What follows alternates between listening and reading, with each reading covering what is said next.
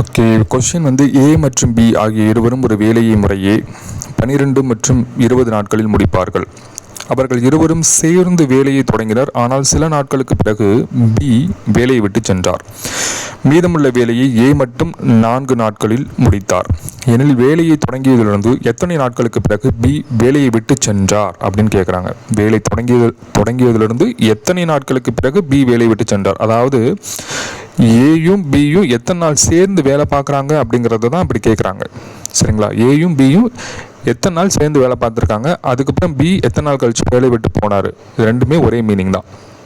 First பார்த்தீங்கன்னா ஏ B தனித்தனியாக எழுதிக்கலாம். ஏ வந்து 12 நாட்களில் முடிச்சிருவாங்க, பி வந்து 20 நாட்களில் முடிச்சிருவாங்க. இது வந்து நாட்கள். சரிங்களா? அப்போ திறன்கிறது என்னது அப்படி மாற்றி போட்டுக்கலாம். இது 20, இது 12.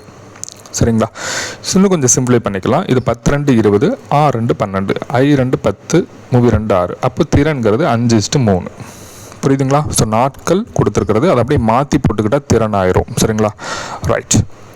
அடுத்தது இப்போ மொத்த வேலையை நான் கால்குலேட் பண்ணணும். சரிங்களா? மொத்த வேலை எவ்வளோ தான் பண்ணியிருக்காங்க, டோட்டல் வேலை எவ்வளோ தான் இருக்குது அப்படின்னா கொடுத்துருக்கிற இந்த 12 மற்றும் 20 இது ரெண்டுக்கும் எல்சிஎம் கண்டுபிடிச்சிக்கலாம். 12க்கும் 20க்கும் எல்சிஎம் என்ன அப்படின்னு பார்த்தீங்கன்னா 60.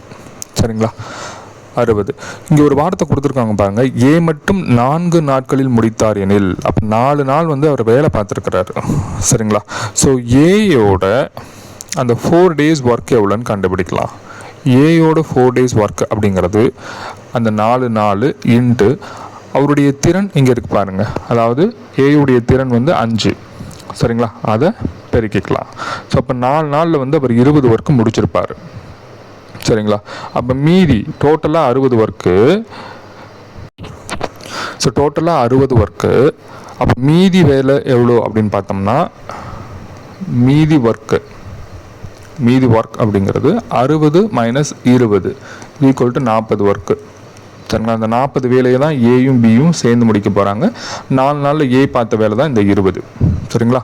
ஸோ நல்லா கவனித்து பாருங்கள், ஏயும் பியும் ஒரு நாளில் அவங்களால எவ்வளோ வேலை செஞ்சுருக்க முடியும், ஏயும் பியும் ஒரு நாளில் எவ்வளோ வேலை செஞ்சுருக்க முடியும் அப்படின்னா 5 + 3 8 ஒர்க் அவங்களால கம்ப்ளீட் பண்ண முடியும். ஏன்னா நீங்கள் முன்னாடி கண்டுபிடிச்சி வச்சுருக்கீங்க ஏயுடைய ஒரு நாள் திறன் வந்து 5, பியுடைய திறன் வந்து 3ன்னு சொல்லிட்டு அது ரெண்டையும் கூட்டினீங்கன்னா 8. அப்போ ஏயும் பியும் ஒரு நாள் சேர்ந்து 8 வேலையை முடிப்பாங்க.